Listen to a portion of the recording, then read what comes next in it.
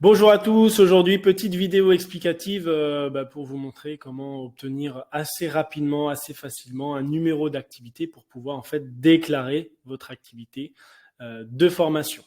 Donc tout se passe sur ce site, mesdémarches.emploi.gouv.fr, et quand vous cliquez ou quand vous ajoutez cette adresse qui est ici, il y a une petite extension, mais vous allez retomber sur le même site internet, mesdémarches.emploi.gouv, et c'est finalement cette page-là.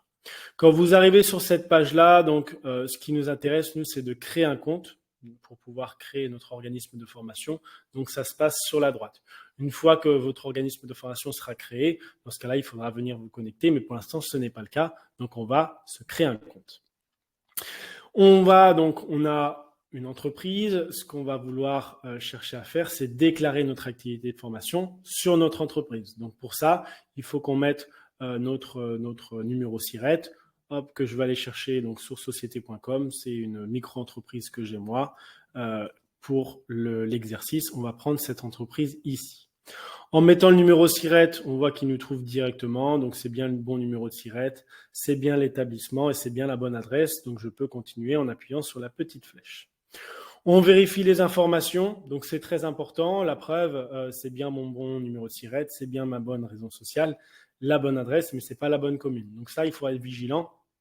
Et si le problème persiste, il faudra vraiment que je puisse les contacter pour leur dire que l'adresse n'est pas bonne, puisque si on déclare notre activité de formation, il faut que je reçoive en papier physique le justificatif. Donc forcément, s'il a envoyé à la mauvaise adresse, ça risque de poser problème. Donc ça, c'est très important, on le garde en mémoire. Il faudra qu'on envoie à l'adresse un mail en leur disant de changer l'adresse et de bien mettre la bonne. L'email, donc on va mettre l'email qui nous concerne. Donc, dans le cadre de cet exercice, je vais mettre maxime@certiformat.gmail.com. On va mettre un mot de passe, le mot de passe que j'ai l'habitude de mettre, qui est assez fort. Donc ça, c'est plutôt une bonne nouvelle. Pensez bien à mettre un mot de passe assez fort. Pourquoi il y a eu beaucoup d'arnaques, de personnes malveillantes. Donc, pensez vraiment à mettre un mot de passe qui est fort. Vous cliquez ensuite sur suivant et là, on vous demande de nouvelles questions, plutôt sur vos coordonnées. Donc, moi, je suis un monsieur, je m'appelle Pèlerin Maxime. Le téléphone, c'est pas obligatoire, il n'y a pas la petite astérix, donc on s'en occupe pas. Je confirme que je ne suis pas un robot et je vais pouvoir créer mon compte. Donc, comme j'ai fait l'exercice juste avant, je ne sais pas si ça va fonctionner, mais normalement, quand vous créez votre compte, vous allez recevoir sur votre boîte mail directement un message avec un lien d'activation. Je crée mon compte, donc là ça ne fonctionne pas, mais normalement vous avez une page qui s'ouvre en disant que vous allez recevoir un email, ce que j'ai reçu ici, donc dans ma boîte d'email, c'est exactement celui-là, où vous n'avez plus qu'à cliquer sur le lien pour pouvoir activer votre compte. Donc là je clique sur le lien, j'active mon compte, et forcément c'est expiré parce que j'ai déjà cliqué dessus, mais ce n'est pas grave, ça va nous permettre d'avancer dans notre démarche. Je reviens sur la page mesdémarches.emploi.gouv.fr. Donc, normalement, si vous avez cliqué sur le lien, vous arrivez automatiquement sur cette page-là. Donc, pas d'inquiétude pour vous. On a bien mes coordonnées, mon adresse mail que j'ai créée juste avant, mon mot de passe. Et normalement, si je clique sur se connecter, je vais pouvoir rentrer vraiment dans mon compte pour pouvoir déclarer mon activité de formation. J'arrive dans la plateforme, donc là c'est bien moi, Maxime Pèlerin. Si je clique dessus, je peux gérer mon compte ou me connecter. Et là, on a toutes les différentes possibilités qui nous sont offertes pour notre activité de formation. Donc, ce qui nous intéresse dans un premier temps, c'est ce cadre-là, mon activité formation en bleu turquoise, qui est ici. C'est ce qui va nous permettre de déclarer notre activité de formation. Je clique dessus et là, on rentre vraiment dans le process pour déclarer notre activité de formation. Je reprends la saisie. Normalement, vous avez une page intermédiaire avec les différentes étapes et ensuite, vous allez rentrer directement sur cette page-là. Sur cette page-là, vous voyez les différentes étapes sur la gauche, 1, 2, 3, 4, 5, 6 et ensuite la signature 7. Il faut que ce soit vert partout pour pouvoir ensuite envoyer notre dossier. Donc là, il est en état brouillon, c'est normal, puisqu'on est en train de le compléter. Et puis, on va passer en revue toutes ces informations-là jusqu'à la dernière partie, signataire. Déposez-vous une déclaration d'activité pour un organisme de formation dont le siège social est à l'étranger? Non, moi, mon siège social est en France. Le numéro SIRET, donc on le retrouve ici. Ce qui manque, c'est les 5 derniers numéros. Donc moi, on va les regarder. Normalement, c'est 00017 qui est ici. On le retrouve dans le numéro SIRET. Ce qu'ils ont mis, c'est le numéro SIREN. Et ce qui manque, c'est les 5 derniers chiffres. Donc là, si je mets 00017, hop, automatiquement, la dénomination vient se renseigner. Donc, Monsieur Maxime Pellerin, parce que c'est une micro-entreprise. Le sigle, c'est toujours resté vierge. Et le code NAF qui a été installé également. Ajoutez le justificatif d'attribution du numéro de sirène. Donc là, normalement, vous devez mettre votre CABIS. Donc, on va glisser et déposer le dossier.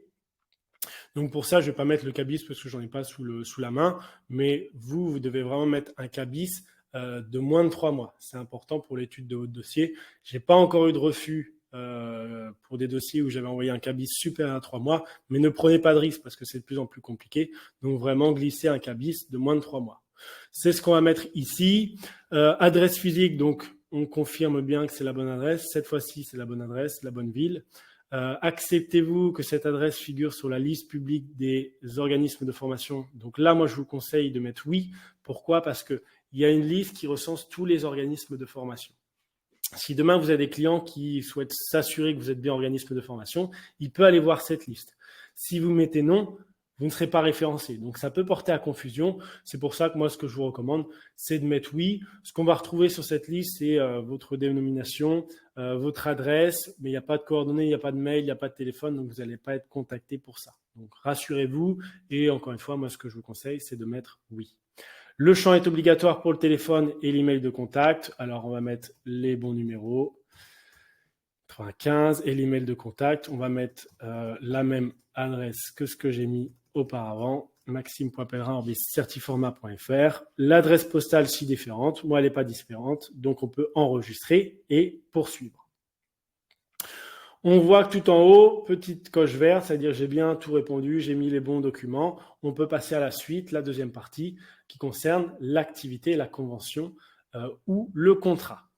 Donc la signature de la convention de formation, du contrat de formation ou pour les CFA d'entreprise, du contrat d'apprentissage. Donc si vous faites cette demande-là, c'est que vous avez déjà trouvé un client à former. Donc là, ce qu'il faut mettre, c'est la date de signature de la convention de formation si c'est une personne morale ou d'un contrat de formation si c'est la personne physique. Mettez bien la bonne date parce que s'il y a une incohérence, ça peut amener au refus. Donc là, on va dire qu'on est en août 2024. La signature, elle a eu lieu le 15 août. Donc cette signature, cette date de signature, on doit la retrouver soit sur la convention, soit sur le contrat. Ça, c'est important. Intitulé de la formation présentée dans la convention de contrat, moi, c'est une formation Calliope. Voilà, pour obtenir la certification Calliope. Donc, je mets bien le bon intitulé. Pareil, ça, il faudra envoyer par la suite le programme de formation. Soyez vigilants. Programme de formation, est-ce que vous inscrivez ici? On doit retrouver le même intitulé. Si on continue, donc début de l'exercice comptable, donc ça, c'est de votre entreprise. C'est important de mettre les bonnes dates et pour ça, vous pouvez aller chercher directement sur société.com. Je ne sais plus si c'est noté sur société.com. Sinon, vous pouvez aller sur Papers. Si vous êtes micro-entreprise, pas d'inquiétude, c'est du 1er au 1er. Donc là, on va mettre par exemple le 1er janvier au 31/12. Mais si c'est une entreprise, peut-être que le début d'activité, c'est au 30 septembre. Voilà, c'est vraiment à vous de vérifier avec votre expert comptable ou directement sur papers.fr. Je crois qu'on a l'information ou sur le CABIS, vous l'avez. Et faites bien attention, mettez les bonnes dates de début d'exercice comptable et fin d'exercice comptable. Si vous avez déjà une activité de formation, ça ne nous concerne pas, activité principale non plus. Et c'est à ce moment-là, on doit mettre la première convention de formation ou le premier contrat de formation. Donc là, c'est important de mettre des documents qui sont conformes. Je dis ça parce que surtout au début, j'avais utilisé des modèles qui étaient fournis par la DRETS. Donc pour rappel, la DRETS, c'est eux qui vont instruire mon dossier. Et j'avais eu un refus parce que mon modèle n'était pas bon. Donc je leur ai expliqué que le modèle qui n'était pas bon, je leur ai pris sur leur site. Ils n'ont rien voulu savoir. Donc vraiment, faites attention à ça. et utiliser des documents qui sont conformes. C'est pour ça que j'ai un pack de documents sur certiformat.fr où vous allez retrouver des documents qui sont conformes aux attentes de l'adresse.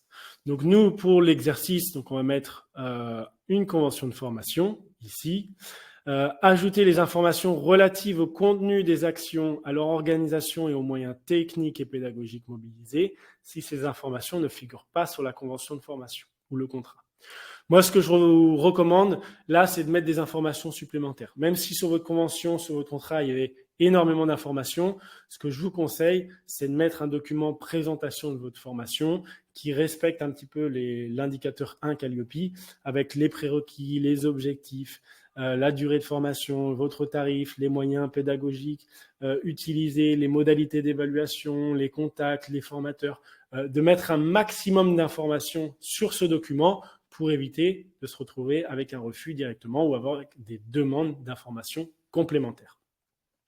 Donc là, qu'est-ce qu'on va mettre? On va mettre présentation d'une formation. Hop, ça tombe bien, on a le document. Et normalement, c'est suffisant. Avec ces deux documents-là, s'ils sont suffisamment complets, c'est suffisant pour l'instruction et pour obtenir son numéro d'activité si on remplit bien les autres cases qui sont demandées et si on transmet bien les autres documents. Si vous êtes un CFA personne morale, ça ne nous concerne pas. Si vous êtes un CFA d'entreprise, ça ne nous concerne pas non plus. Donc là, sur cette page-là, ce qui est surtout important, c'est la date de signature qu'on doit retrouver dans le document conjoint en pièce jointe, le nom de la formation qu'on retrouve dans la présentation de la formation, dans notre programme de formation, et les bonnes données sur le début de l'exercice comptable et la fin de l'exercice comptable. Donc, tout est OK, on peut enregistrer et poursuivre. Pareil, on voit que la petite coche en verte vient d'être mise, donc on peut aller directement à la troisième étape sur le statut. Le statut du déclarant, on appuie sur le petit point d'interrogation, et là, ce qu'on va vouloir mettre, c'est le statut de notre entreprise. Donc, soit je suis un travailleur indépendant, dans ce cas-là, je mets 1010, soit je suis un auto-entrepreneur ou maintenant un micro-entrepreneur, je mets 1011. Si vous avez une SARL, ben voilà, vous mettez le bon code associé à votre statut juridique. Donc moi, comme je l'ai dit tout à l'heure, je suis un micro-entrepreneur ou un auto-entrepreneur, donc je vais mettre 1011 et normalement, quand je vais mettre 1011, ça va s'auto-afficher auto-entrepreneur. OK. Précision sur le statut, pas de précision à mettre puisque c'est un cas très classique. Dès que vous avez SARL, SASU, SAS, pas forcément besoin d'apporter de précision sur le statut. Je peux cliquer sur enregistrer et poursuivre. Là, vous n'avez pas la petite flèche, mais ça a bien été pris en compte. Pas d'inquiétude. Cette fois-ci, on nous demande des informations sur les formateurs. Donc ça, c'est important. Ça ne l'était pas forcément avant, ou du moins, ils étaient moins regardants. Maintenant, ils sont de plus en plus regardants sur cette partie-là, sur les formateurs. Nombre de personnes dispensant des heures de formation à la date de déclaration de l'activité. Donc ça, aujourd'hui, si vous déposez votre dossier le 15 décembre, c'est le nombre de formateurs que vous avez au 15 décembre. Si vous savez que vous allez embaucher ou vous allez faire appel à la sous-traitance, vous ne le mettez pas pour l'instant. Parce que là, on parle de la date de la déclaration. Donc moi, je suis tout seul, je suis un travailleur indépendant, donc je mets 1 ici, et vous voyez que ça vient se calculer automatiquement. Si vous mettez 5, ça se change automatiquement. Moi, je suis tout seul, donc je mets 1. Je ne suis pas en CDI, je ne suis pas en CDD puisque je suis micro-entrepreneur, donc je ne remplis rien. Formateur occasionnel, non plus, je suis le seul. Donc, je laisse pour l'instant 1 ici et ça vient compléter toutes les cases. Donc, bien évidemment, ça, c'est adapté par rapport à votre organisme de formation et à ce que vous faites réellement. Si vous faites appel à des formateurs extérieurs, c'est aussi à noter ici, et forcément ça vient se calculer automatiquement. Vous avez un formateur dans votre organisme et 3 en extérieur, donc 1 plus 3 égale 4. Dans notre exemple, on va mettre 0 et on n'a qu'un seul formateur en tout puisque je suis micro-entrepreneur et je suis formateur indépendant. Ici, ajouter la liste des formateurs avec la mention de leur titre et qualité, du lien entre ces titres et qualité de la prestation réalisée et du lien contractuel qui les lie à l'organisme. Donc ça, c'est très important. Si vous êtes tout seul, il n'y a pas forcément besoin de mettre une liste des formateurs. Puisque vous êtes tout seul, ils feront le lien rapidement. Dans ce cas-là, vous avez juste besoin de mettre votre CV. Il faut encore qu'il soit bien détaillé. Et surtout qu'il fasse le lien. Si vous avez une formation Calliope, par exemple, il faut montrer, il faut qu'on puisse voir assez rapidement sur votre CV que vous accompagnez des organismes à Calliope, que vous êtes peut-être formé à Calliope, peut-être que vous êtes auditeur à Calliope. Il faut vraiment montrer l'expérience que vous avez, soit à travers les titres, soit à travers les diplômes. Donc ça, c'est important. Éventuellement, la liste des formateurs, s'il y a plusieurs formateurs, les CV et surtout les liens que les formateurs ont avec les diplômes et surtout l'organisme de formation. Donc ça, c'est très important. Encore une fois, dans les packs de documents Certiformat que je propose, que vous avez en description, vous avez absolument tout pour vous aider. Hein. Comme ça, vous n'avez plus qu'à compléter le modèle pour vraiment limiter le nombre d'erreurs.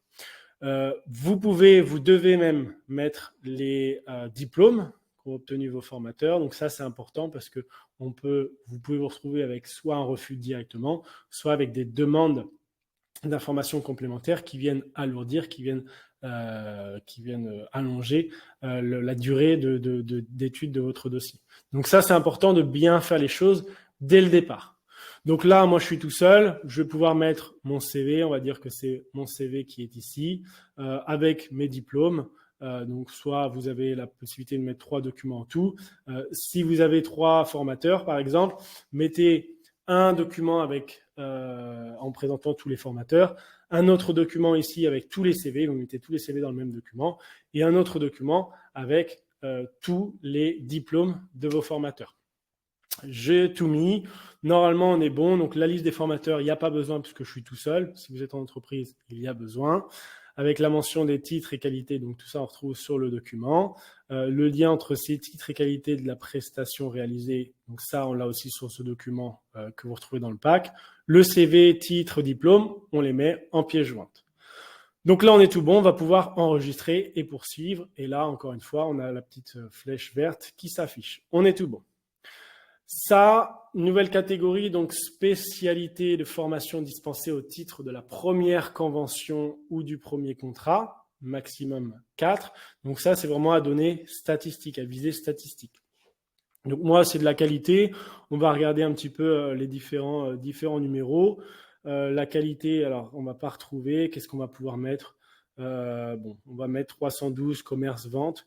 Normalement, 1, ça suffit. Vous n'êtes pas obligé de détailler ou d'en mettre plusieurs. Vous pouvez en avoir jusqu'à 4 maximum. On va juste mettre commerce et vente. Et là, si besoin de précision, on va mettre qualité et ensuite management, puisque je prévois de faire des formations dans le management, par exemple. Donc ça, c'est important. C'est important, mais c'est surtout à viser statistique. On est bon, on peut enregistrer et poursuivre. Donc là, on parle vraiment du gérant, ici de l'organisme de formation. Donc c'est bien moi, Maxime Pellerin, je suis micro-entrepreneur. Hop, entrepreneur. Je suis tout seul, donc je n'ai pas besoin de compléter la deuxième case. Et là, c'est à ce moment-là, on ajoute le bulletin numéro 3 du casier judiciaire, daté de moins d'un mois. Je vous ai mis 3 mois tout à l'heure, c'est même daté de moins d'un mois. Encore une fois, j'ai jamais eu de refus pour des casiers judiciaires de plus d'un mois, mais essayez de réduire la marge d'erreur et mettez quelque chose de moins d'un mois pour être tranquille. On va le mettre ici, on est tout bon et on va pouvoir enregistrer et poursuivre. Là, on est à la dernière étape pour signer. Donc, encore une fois, on remet son nom, son prénom, qualité, je suis micro-entrepreneur. Hop, ici, je l'ai fait le 7-8 à Rennes. Je certifie sur l'honneur l'exactitude des informations renseignées. Et là, le document, le dossier, il est prêt. On va pouvoir le transmettre. On va pouvoir revérifier une dernière fois toutes les informations. Donc là, on a dit que c'était bon. Ce que je vous ai pas dit tout à l'heure, et c'est vrai que c'est de plus en plus important, c'est sur la convention ou le contrat. J'ai eu 2 demandes sur les 2 dernières demandes que j'ai faites, 2 demandes complémentaires pour expliquer les motivations de l'apprenant. Donc là, ce que vous pouvez mettre aussi, c'est glisser un document argumentaire, motivation apprenant, qui explique pourquoi votre apprenant souhaite suivre cette formation. Vu que ça a été demandé les 2 dernières fois, j'imagine que c'est de plus en plus demandé, c'est même quelque chose d'obligatoire. Donc ça, vous pouvez le rajouter ici. Autrement, donc là, tout est OK, enregistrer, poursuivre. Là, on est bien en micro-entrepreneur. Je suis bien tout seul. On a mis ici mon CV, on a mis ici la liste des formateurs si on est une entreprise. On a mis mes diplômes. On peut enregistrer et poursuivre. C'est bien commerce-vente parce que je fais aujourd'hui la qualité, mais je vais faire demain du management. D'ailleurs, on aurait pu rajouter aussi, si quelque chose existe sur le management, on aurait pu le rajouter ici, puisqu'on a la possibilité d'en mettre 4. Bon, on va pas trouver, mais on peut mettre, j'imagine qu'il y a quelque chose sur le management. On peut mettre gestion ressources humaines, 315 par exemple. Encore une fois, il n'y a pas d'impact. Hein. Ça, c'est vraiment à donner à visée statistique. Voilà, on a tout, on enregistre, on met les coordonnées de la direction ou de l'administration de l'organisme de formation. On a bien mis le casier judiciaire. Donc là, on a vérifié. Comme on n'a pas enregistré, ça s'est supprimé, mais on remet les bonnes informations. Micro-entrepreneur à Rennes, et là, je suis prêt à transmettre mon dossier. Donc, si je transmets mon dossier, dans ce cas-là, il part pour instruction, et là, normalement, vous recevez la réponse sous 1 mois maximum. Ça peut être un peu plus court, ça peut être un peu plus long suivant les régions et suivant la période aussi. Là, les vacances juillet-août, c'est généralement un peu plus long. La région, vous pouvez rien y faire, parce que quand vous cliquez sur transmettre, comme je viens d'Ille-et-Vilaine, ça va transmettre automatiquement à l'adresse de Bretagne. Donc voilà. Le dossier y part, et moi, ce que je vous recommande dès à présent, c'est de vous préparer à la certification Calliope. Comme ça, quand vous recevez la réponse pour le numéro d'activité, vous êtes finalement dans 1 mois, vous êtes déjà prêt pour passer l'audit Calliope. Donc voilà les différentes étapes pour obtenir un numéro d'activité, pour déclarer son activité de formation. Comme je vous l'ai dit, je peux vous accompagner moi sur ces différentes étapes, soit sur mon site Certiformat qui est ici, où vous allez pouvoir trouver tous les packs de documents pour devenir formateur indépendant, pour devenir organisme de formation, Calliope également, audit initial, audit de surveillance, les packs de gestion pour remplir son bilan pédagogique et financier ou être référencé sur EDOF. Et je peux vous accompagner aussi sur de l'accompagnement personnalisé sur mon site amalia.fr. Si vous avez la moindre question, n'hésitez pas à la poser en commentaire et je me ferai un plaisir de vous répondre. Et si vous avez d'autres sujets aussi qui vous intéressent, n'hésitez surtout pas à les poser en commentaire et je ferai une vidéo spécialement sur ces thématiques.